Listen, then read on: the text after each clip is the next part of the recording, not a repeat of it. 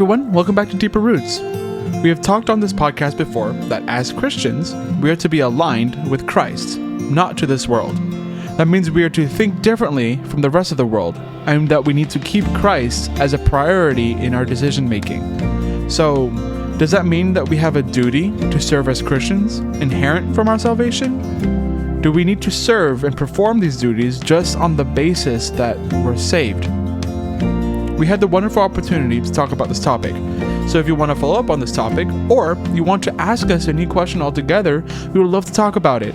You can submit your questions at www.ibbvn.org/deeperroots. While you're there, you can also see the rest of our episodes and see where else we're streaming. We look forward to hearing from you. Thank you for joining us here on Deeper Roots. Let's get to the conversation.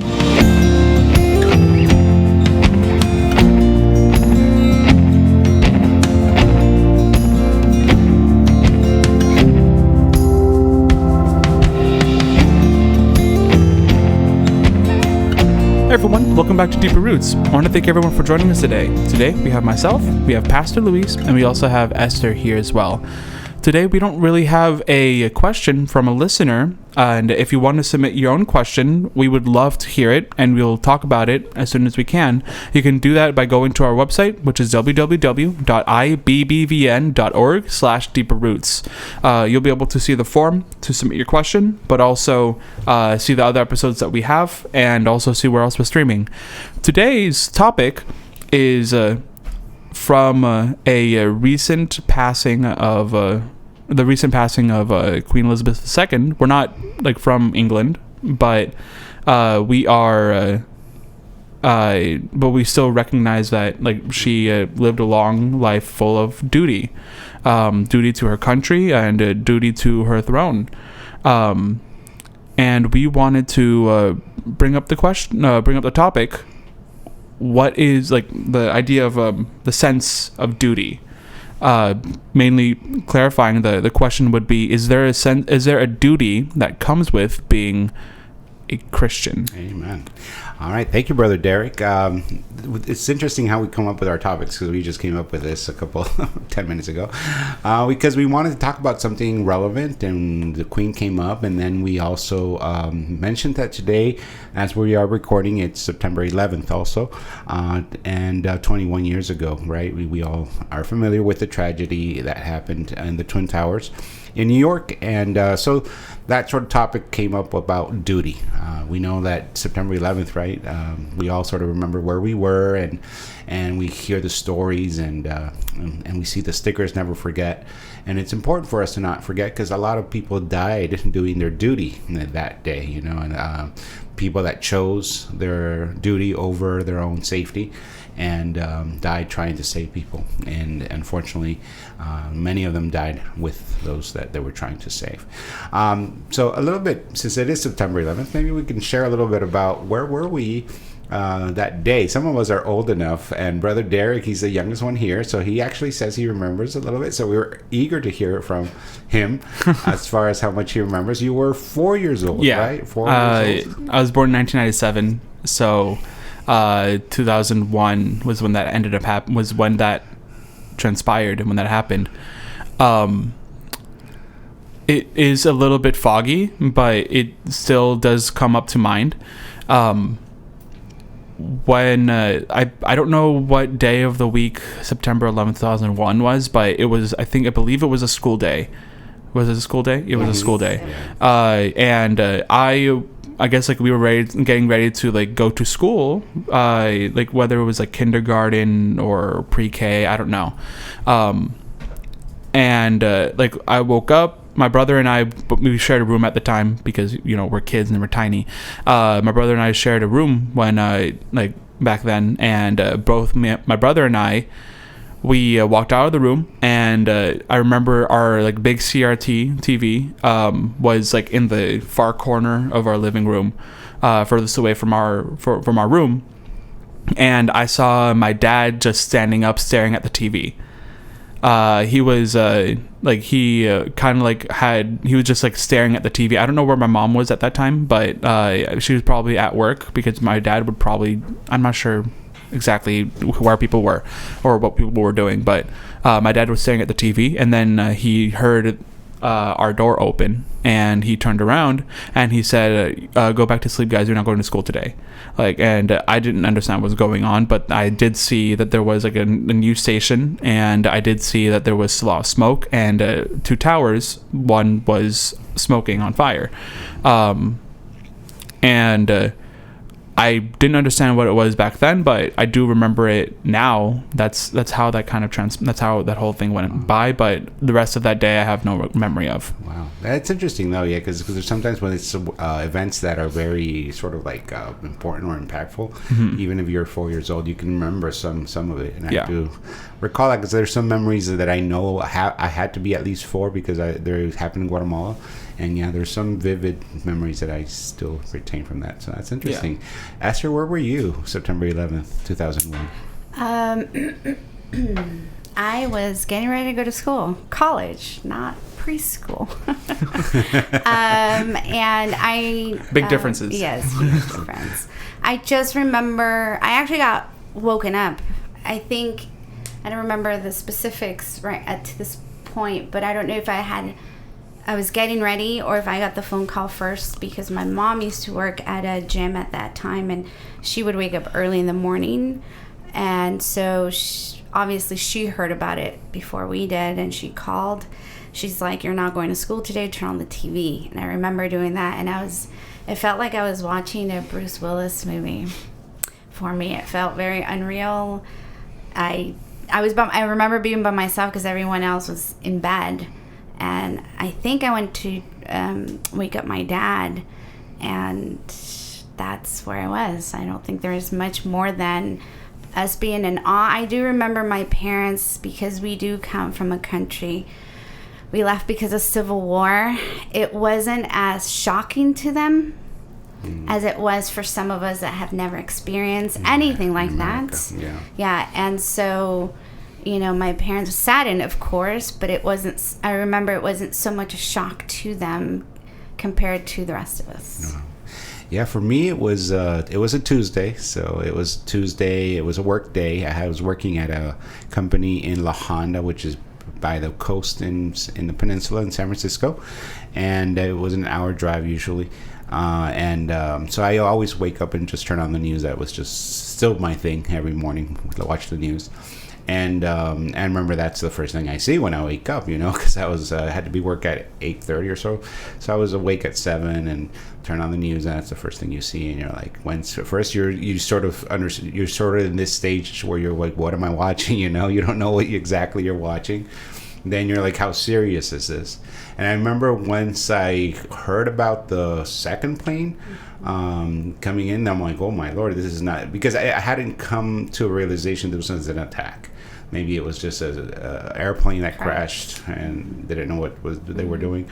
So then that's when, remember, I went and woke up my mom and told, hey, Mom, something's going on and everything. I still went to work that day, and it was during the work. It was during my drive up that I remember I was on the radio and I heard the people reporting the towers falling. That was the first tower. And then a couple minutes later, the second tower fell. And that's all on the radio, And it's just everybody at work just felt odd. But then the other memory I also have was that night I had a acting class in Cañada College. And I was in an acting program there. And then I felt so weird because... like, should we be here? And everybody felt that way. The teacher tried to do his best to sort of give a solemn moment and everything, but we all felt like, should we be here? Should we not? And we were all there because it was sort of required not to lose a class because of the credit or whatever.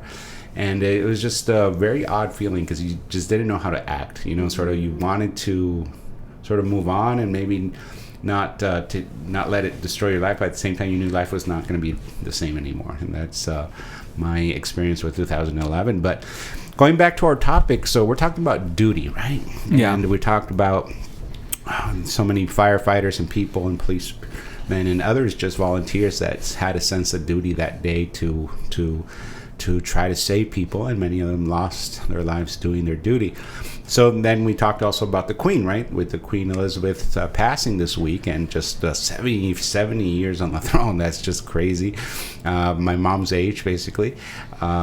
She was served her country, and we were just commenting before the podcast about how she did her duty to the end. And I think you've read all this on the internet and on the broadcast, that 2 days before her death, she was still appointing her last prime minister that she did. And you see that photo of her and everything. She looks really frail, but she was still doing her duty. So why is it that, what do you think drove someone like Queen Elizabeth and someone like the firefighters that went into the towers to do their duty? And why is duty important? So maybe we should talk about that first. What is duty, and what drives someone to perform a duty and to be sort of driven by that duty? Esther? I'll talk about the Queen because that's in my head right now, about her duty. I think it's I think it's something that she took on. Like, she had a choice, right? Because historically we know that she could have said no, right? So I think it's a willingness to serve. I don't think it's taken lightly, because it's a lot of sacrificial. It's a responsibility. It has benefits, but it also has a lot of sacrifices. And my sense with the Queen was that she really took it to heart. Really took it to heart of what that meant, even sometimes looking cold when she was just trying to, what she felt was her duty in different circumstances. And I think it's like a commitment, really, right? It's a responsibility that brings benefits, and you have to give sacrificially, and it's a commitment that you willingly take on. Mm-hmm. Brother Derek, what do you think about when you think about the word duty, and why would someone be compelled to perform duty even when they don't have to? Because, like Esther says, it's usually something that you take on willingly. I think there's a different stages to duty. I think that the first stage of it is the willingness to take it on, right? I would agree with Esther on that. I think that duty is like you have the choice to take on a duty, right? You have the choice to accept the title, or to accept a responsibility over something. Like at work, if you're getting a promotion, you have the duty to perform the new responsibilities of the promotion. But then there is a second part, which is the obligation.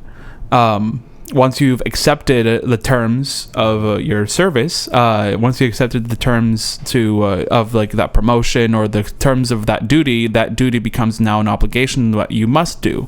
And failure to adhere to your duty would turn into a demotion or termination, or like a void in the contract of which you've agreed to, right? Whether it's a written contract or just a verbal contract or whatever it may be. But a duty is sets of actions and responsibilities that you have agreed to take upon. Exactly. I think one of the main things you guys both mentioned was the whole element that duty cannot be something compelled on someone. It's something that has to be willfully accepted, right? Mm-hmm. And you see that in the examples of the people who died on 9/11. They chose to be policemen. It wasn't like they were appointed policemen. They chose to take on that role, and knowing, and part of their training is that not only in the police forces but also military, right? It's ingrained into you that you are there to serve, that you're there to help other people. And there's going to be always a bad apple here and there that don't take that to heart. But those who really do, they understand that it's their duty to be a servant. And I think it's beautiful, because when we think about the word servant, and we think about the word willfully, we think about Jesus, right? And then Philippians 2, where it says that he willingly came down, he willingly took our form, he willingly submitted to the Father to carry out the duty of salvation, which he was going to do for mankind. And so that's one element for sure, that it has to be something compelled, right? You can't force someone to do a duty. They have to be willingly to do it. And then, like you said, the second thing is then you have that responsibility to carry it on and to do it. But what is it that sometimes stops people from actually doing duty? Well, I think there's another element that also has to be involved here, which is because once you get to the stage of obligation, and I think that sort of deals with a lot of people in church and in with their relationship with Christ, we forget that, okay, we willingly want to serve, or we willingly want to be his children, whatever, we have a certain sense of duty. What we forget is that we have to be in love. We have to love, like those people that died. They loved what they did. They loved their country. They loved, the queen loved her people, whether we agree with her politics or not, or some other things that people can argue. From her point of view, she was serving her people. And it's interesting when you study the monarchy. The modern monarchy is not like the old monarchies where people, the king or the queen actually had political power or could actually command the troops and stuff like that. The role of the modern queen, which Queen Elizabeth was more of a figurehead, right? To be a moral figurehead, to have someone, people to look up to see as a symbol of hope, of continuity to their people. And she understood her role, even though she didn't wield real power. It was to unite her people, to help be there in the times of, it's more ceremonial, to be there in the hard times and the good times, to rally the troops in a certain sense of morale. And she understood her duty, and she did it to the end, and she did it really, really great. And I think it's the factor there is that she loved her country. She loved the people she served.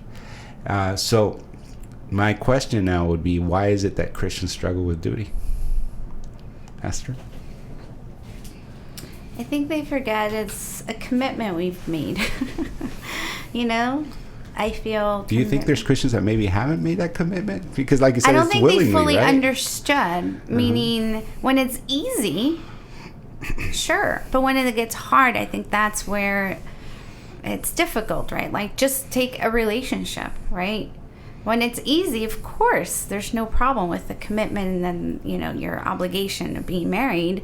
But when things get hard, sometimes people don't want to work through it, do the hard part, and I think that comes into play. It is hard. There are hard moments, and I think that's one of the reasons that believers struggle, because we're humans and we don't like to go through difficulty, and we must. It's just part of the Christian life. I think that a third part of duty, like not like a third part, because like it's like there's two parts, right? But like it's complete with those two parts, the ones that I mentioned before.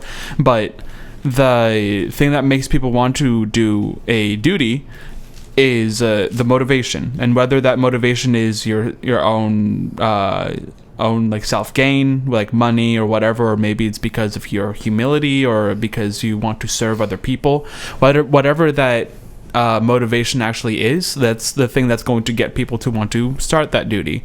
And at least here in the United States, we find that duty, and the people have been given the choice to accept the duty of being a Christian, and then because of the world, because of the United States around us, where a majority of people are Christian, and there isn't some like reigning law against Christianity, at least not at this moment, then it really doesn't become like should I not accept this duty, right? It's just like, what is in it for me? And that's where the motivations come from, which could be social status. It could be so like friends. It could be money for people who put a lot of money into like churches and stuff like that. It could be power. There's a whole bunch of reasons why people might accept the responsibility, and I guess like now I have to put a follow-up question, but so would yeah. you say that duty then can't be selfish? Right, a real duty, because I mean, if you're doing it for other reasons, it stops becoming real duty. Well, it becomes, I want like let's go back to like the example of police officers, not the one specifically in 9/11, but just police officers, right? What is a police officer like? What not officer, but like what is that called? Like it's a job. It's a service. It's a service, right? It's a job. It's something that you get paid for, and a lot of people might consider a job a source of income, and they just so happen to also like to do criminology. I know a few people who want to study that, and therefore they believe that the most logical solution to solve the problem of having no income is getting a job that has to do with criminology, which is like becoming a police officer. So they have to accept they are accepting the duty of being a police officer. And what's the motivation? To get some money. It could be because they have a sense of the greater good and they want to serve the people. They want to be a public servant, right? But there's also a bunch of other people, and we see this all. We know this story very well because of the news, where people also which is unbiased, I'm sure, right? Sure, yeah. I mean, like whatever the case is, like whatever it is, there are some people who accept the responsibility for the sake of power, and also money because it's a job. So that's where I'm going with this. That's not real duty then. We're talking about duty as in someone that does it willfully and for a sacrificially because they have a sense of serving something higher than their own. Like you're saying, I think what you're describing is true. And that can be also a parallel to, I'll use my profession, pastors. Okay, there's a lot of people that shouldn't be pastors, and they're there because they wield the power, they wield the authority, and when it comes to making the hard decisions that are going to be hard on himself, right? They don't do it because their whole idea is being popular. Their whole idea is being liked. Their whole idea is pleasing the people and not pleasing God. And that's the thing that I think when we're talking about duty, real duty, what we're talking about, the Queen, we're talking about those who died, they had a sense of, okay, I'm going to do this for something higher than myself, right? Whether it's love for country, love for people, love for God in the sense of what we're talking as well. You have a sense that you're going to do this because it's a calling, and maybe that's another good word too. That it's more than just a job. There's a lot of policemen doing it as jobs, but there's a lot of them doing it as a calling. And that's really, I think, is going to determine whether people do what they do as a duty or as an obligation just solely. And I think duty comes with those elements of some, first of all, doing it willingly. Number two, doing it sacrificially, doing it out of love for something greater than yourself. And that's what you have to understand, because see, that's where you really see the difference. Like you said, the brother Derek, in this example of policemen, an example of pastors, in the example of those 9/11, when it comes to a point where, okay, I have to decide whether to do what's right for the better of others, even if it's going to harm me, that's when people don't do their duty. And that's where you see those that are really doing their duty for duty's sake, and those who are just doing it because of a paycheck or whatever. And that's like, I remember Paul when he says, even though loving you more, I am loved less. He was willing to do his duty even if it brought him harm from the people, right? And that's what really makes a leader that serves under a sense of duty, under a sense of actual love, and for something greater than himself. So I would say that, just like I said in a moment, duty, a real duty, this type of duty that God wants from us to him, a sense of duty like the Queen had for her country, like the policemen in 9/11 had for the people in those towers, can't be selfish. Real duty cannot be selfish. It can't be focused on himself. So then, there's a lot of people that might have a a job that conveys duty, but until they're tested in that moment of whether they choose themselves over others, we won't know really if they do it out of duty or not. So inherently, duty is good. Duty is good. Yeah. Okay. Yeah. Okay. I just had I had a different understanding of what duty meant, but like if that's the definition that we're running by, then I think then that could be fair. Duty Yeah. is good because it is doing what you must do even when it's hard, even when it's harmful to you. What is right, in other words. Okay. I'll give you like I said, we already referenced the greatest example, Philippians chapter 2, with Jesus. He had a duty to die on the cross, to obey his Father. He chose it unwillingly. He took it unwillingly, and he went through it. And when we see him in the Garden of Gethsemane, sweating out the sweat and blood, he rose up determined to carry out his duty. Because he didn't have to, but he was willingly to do it for something greater than himself, which was us. He loved us that much that he wanted to give his life, and I think we sometimes see duty as negative when we don't want to do it, right? Of course. That's the only time I can think of it. When Derek said that, I was trying to think. I was like, when is duty a bad thing? I can't, and that's what comes to mind, because it is hard. There'll be times where, as pastor is saying, because you want to do the right thing, people are not going to like you. People will be talking about you. Your family might not like you.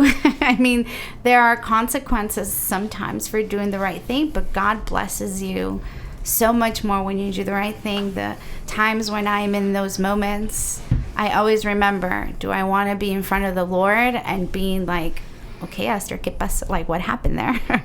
Or would I rather just face humans and not be liked? And I was like, oh, I'll go with the humans. As hard as that may be, Yeah. I might not do it each time, but that helps me when I'm having a hard time doing my duty, to do it as right by picturing and remembering. I'm going to do I want to be held accountable with God with this, or have people just not like me? Yeah.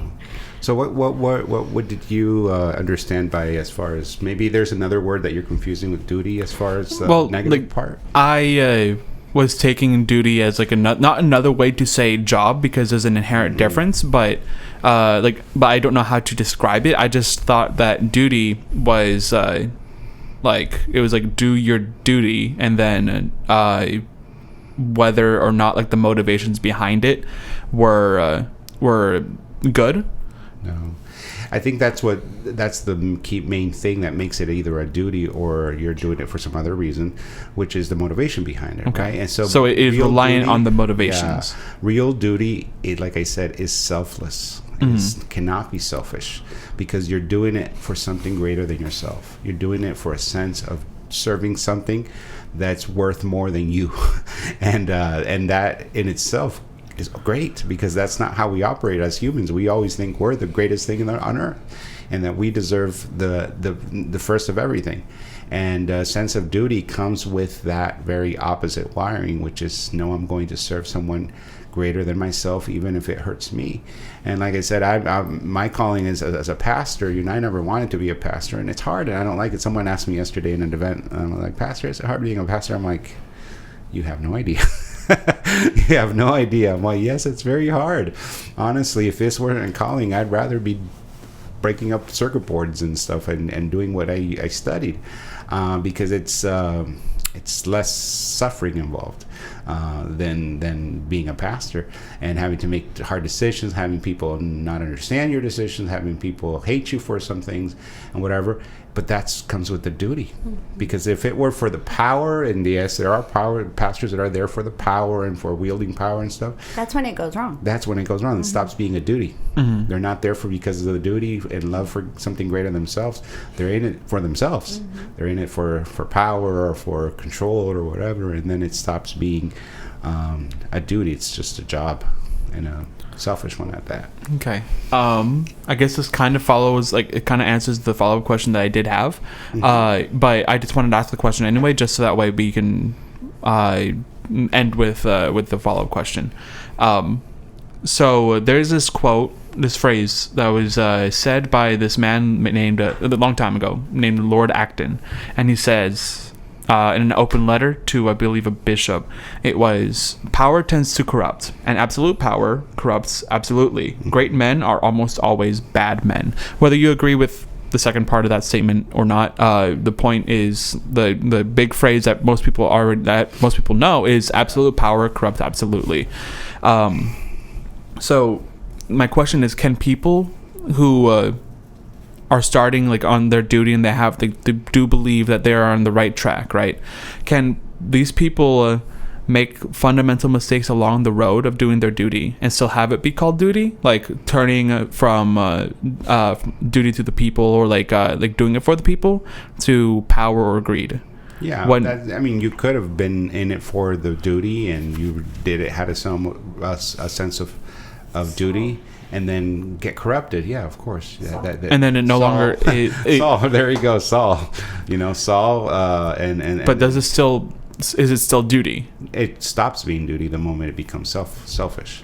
Well, I think that's where it comes up. We see the corruption. That's where the people rebel. That's where the prophets go and face him and I think what he's saying there, the quote there is true, that it under our nature, yes, power does corrupt. So really, you need something beyond our nature, which is what? The Holy Spirit, in order to keep you humble, in order to keep you focused, and you see so many people that even are not Christians still have a good sense of duty, because they really have been bought out into the idea of what they're doing, and that it's something greater than themselves. And sometimes maybe it's not as powerful as being a leader of a church, or as powerful as being a king or whatever. I mean, because policemen really are just servants. They're not. Yes, they have power over the people in a certain way, but they still have to answer to their commanders or whatever. So maybe that's what helps them to keep more of a sense of a duty, or a fireman or whatever we're talking about, because they have superiors they have to answer to. While sometimes, like a position like a president or a pastor or something, it can go wrong, and it can corrupt. And then the other part, the last part, great men are almost always bad men. Yeah, and from his point of view and his definition, I agree what he's saying. Yeah, when you're looking at it, great men in the way the world views great men, yeah, majority of the great men were corrupt.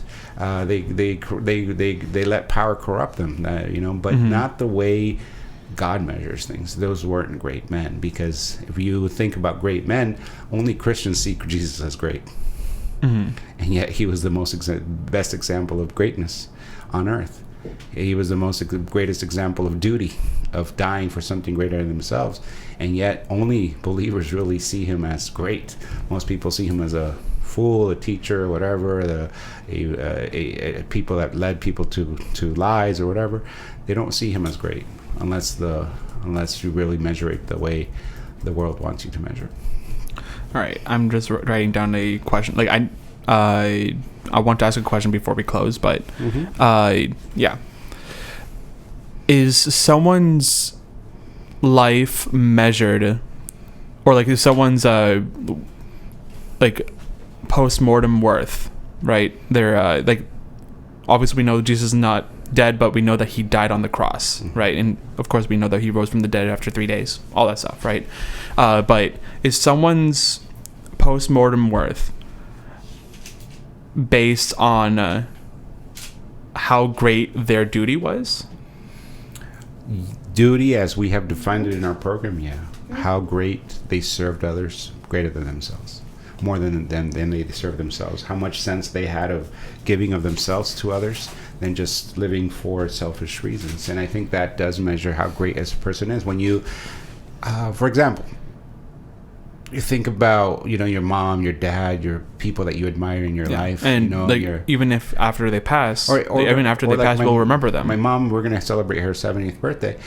So this will be after this. They're good. So we're not spilling the beans. So we're having a special dinner for her on Saturday, and there's going to be a lot of things that I hope. I was thinking of pushing this to this Thursday, but I guess I can't anymore. Right, that's right. Well, she doesn't listen to it. So just kidding. Oh well, but the thing is that people are going to say things and stuff, which is great that they should say them in life instead of death. Sometimes all the nice things are being said in a burial, and it's better to say them while you're alive. And what do you makes a person great to be able to want to say good things is that they've sacrificed, that they've given to others. Also, the Christian life, we're going to receive crowns, not about what we did in heaven, but it's all the things that we've done here on earth, right? So the value, the Christian life, it's the now. It's not. I mean, we're looking towards the future where we are in heaven with the Lord, but it's now. Yeah, and it's interesting because like Queen Elizabeth. Okay, we're not here from the Queen or whatever. We're not Britain's. This is sponsored by the government of the UK. But basically, I mean, the world recognizes that she did serve something greater than herself, and that's why she's being, honored in so many different ways around the world. Whether we agree with the empire or whatever, actually the empire went down during her reign. So, but I think that what made her great and her legacy great is that she did serve something greater than himself, which is I think when we look at the Queen, right? And of course, I'd love to live in a castle like that and have that lifestyle. But it's really harder than. I mean, you don't have to go further than Meghan Markle if you believe her story to understand that it's not all that it's looks. It's hard. There's a lot of sacrifices that have to be done in order to be a royal. And they chose not that. They chose not to have that life, and they were living regular citizen lives here in California, which is fine. They had their right to abdicate the throne and their roles. Right. Mm-hmm. Okay. Well, does that close our topic? Yeah. Okay. I think that was a good topic. Esther, do you have any more comments? Okay. Well, thank you. It's our duty to close the program now. What's my motivation? For the love of the people, because they're bored by now. All right. Well, I want to thank you for joining us this week. If you want to submit your own question to the podcast, like whether you want to hear us talk about it or maybe you just have something that's on your mind, we'd love to hear it. Go ahead and you can go ahead and go to our website, which is www.ibbvn.org/deeperroots. And you can submit your question there using the form that's on that webpage. You can also see the other episodes that we have, and you can also see the other podcast platforms that we are streaming on. We're also on YouTube and Facebook, but we're also on Apple Podcasts, Spotify, and Google Podcasts. Again, thank you for joining us, and I hope that you join us again next week. Thank you.